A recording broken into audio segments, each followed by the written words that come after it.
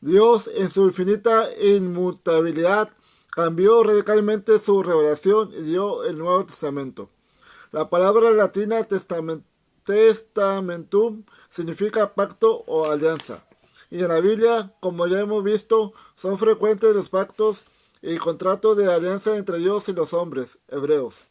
La fuente yavista de la fuente yavista da fe de la alianza entre Dios y Abraham.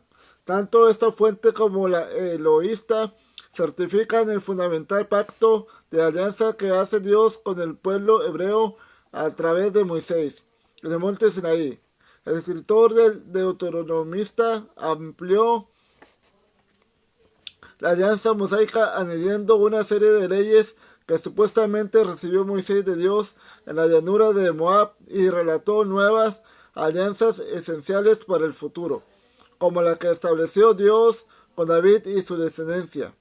Parece evidente, pues, que Yahvé, el Dios todopoderoso de la Biblia, mostró de modo claro e indiscutible su interés por mantener una alianza exclusiva con un pueblo, el hebreo, que constituía la nación más insignificante de todo el Oriente Próximo de aquel tiempo. Pero Dios inmutable de la Biblia acabó traicionándose a sí mismo y a su pueblo elegido y varió su testamento de tal forma que ya ningún hebreo lo ha vuelto a reconocer jamás. Su ley, bien concreta en los escritos mosaicos, tomarán derroteros muy diferentes y sorprendentes desde el momento en que fue inspirada a quienes originarán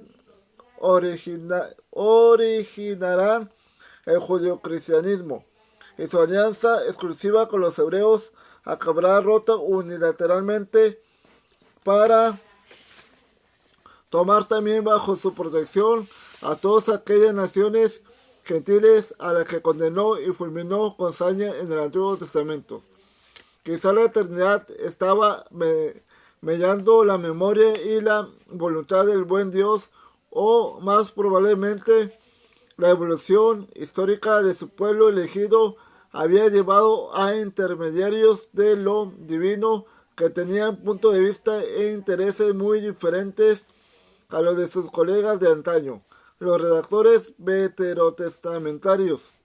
La traducción de las Sagradas Escrituras La traducción de las Sagradas Escrituras realizada por el hebraísta salmantino Eloinio Nácar, que cuenta con introducciones y anotaciones de Alberto Columna, clérigo de la Orden de Predicadores, introduce el Nuevo Testamento con los párrafos que transcribimos a continuación.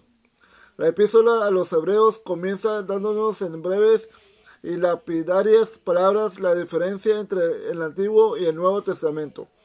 Habiendo Dios hablado a nuestros padres en diferentes maneras y muchas veces por medio de profetas, al fin en nuestros días nos habló por su Hijo, a quien constituyó heredero de todas las cosas, por quien hizo el mundo, el cual, siendo el esplendor de su gloria e imagen de su esencia, y quien con el poder de su palabra sostiene todas las cosas, realizada la purificación de los pecados, está sentado a la diestra de Dios en las alturas. Hebreos 1, del 1 al 3. En el Antiguo Testamento Dios se sirvió de los profetas para instruir a su pueblo, Abraham, Moisés, David, Elías, Isaías, etc. Reciben las comunicaciones divinas y cada uno en su forma se la va enseñando al pueblo, a fin de que le sirvan de norma en la vida que el Señor le tiene atrasada hacia Cristo, objeto supremo de sus esperanzas.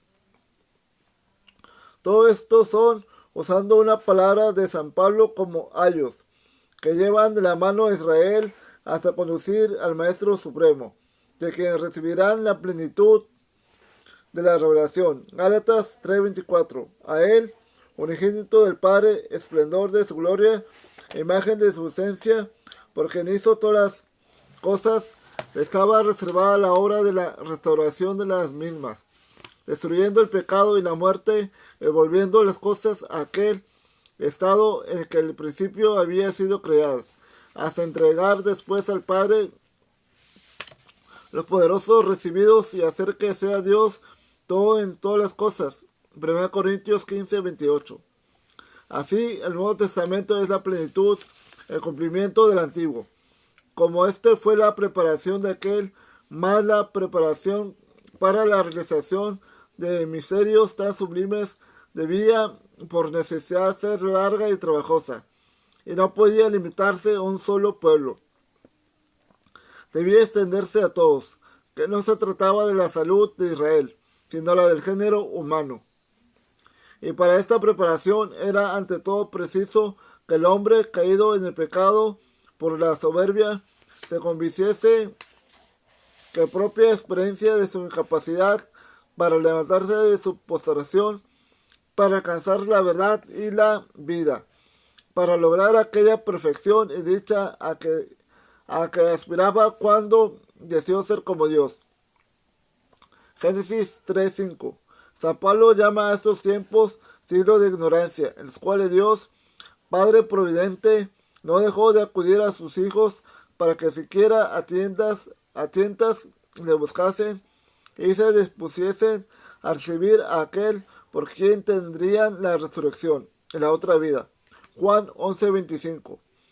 De esta preparación corresponde a Israel la parte principal, y por ello fue de Dios escogido como pueblo peculiar suyo, dándole la ley y las promesas, pero también tocaba su parte a los demás pueblos de la tierra, llamados asimismo a gozar de la gracia del Mesías, pues que también son ellos criaturas de Dios. Éxodo 19:5.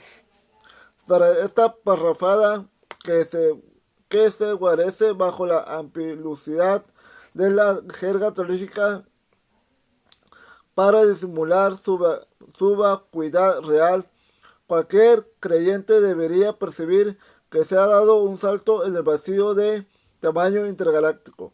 Los profetas, antes intermediarios entre Dios y el resto de los humanos, ahora, por voluntad de un neoconverso exaltado llamado Saulo de Tarso, no son más que ayos canguros. Dios, a sabiendas, ocultó a su pueblo elegido la futura llegada de su Hijo el Salvador.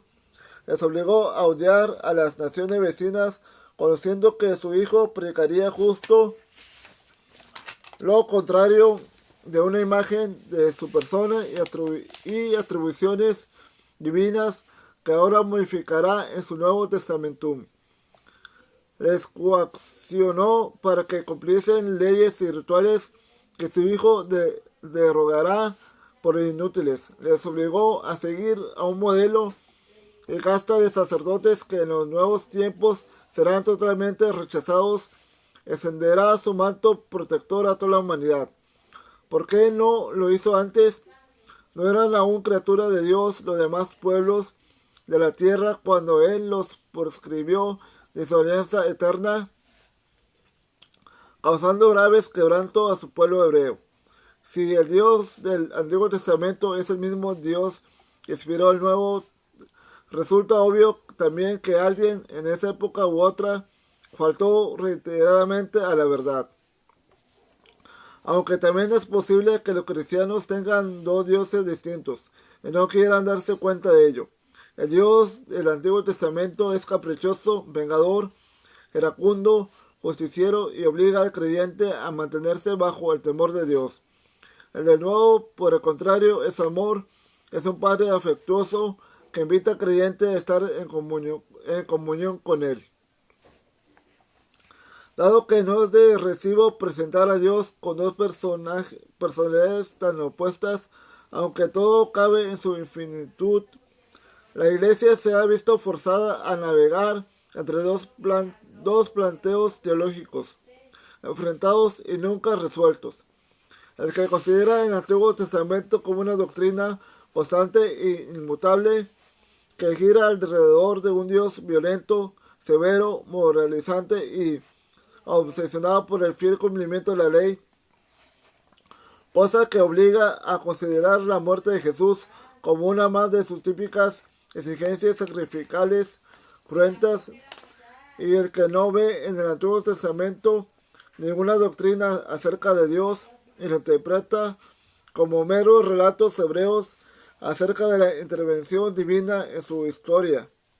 Argucia que deja abierta la posibilidad de que Dios pueda volver a intervenir en el devenir histórico de una forma más humanitaria y permite ver la crucifixión de Jesús como la entrega amorosa del Dios por parte del Padre, amorosa del Hijo por parte del Padre.